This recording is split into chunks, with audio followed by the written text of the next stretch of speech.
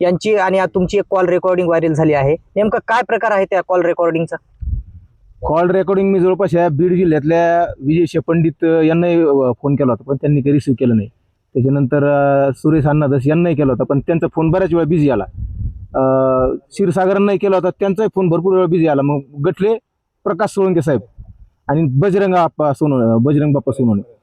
विषय काय आहे, विशेष अधिवेशन घेऊन राज्य सरकारनं 10% SBC दिलं सरकारनं. मग त्या 10% SBC मध्ये महाविकास आघाडी बी होती ना.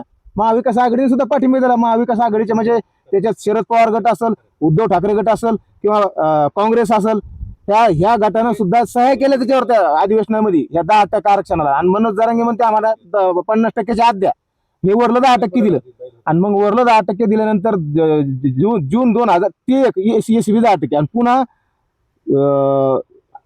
शरद पवार गटाच्या वतीनं 8 खासदार, जे शरद पवार गटाचे 8 खासदार आहे, त्या 8 खासदारानं वतीने गटनेता म्हणून अमोल कोल्हे जून 2024 मध्ये लोकसभेत हाऊसमध्ये बोलले की मराठा समाजाला वेगळा प्रवर्ग करून आरक्षण द्या.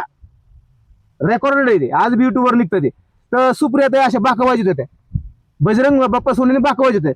आणि ते मध्ये मला माहित नाही, मी 2दा-3दा त्याला कॅच करायचा प्रयत्न केला, मग ते गटलेच ते.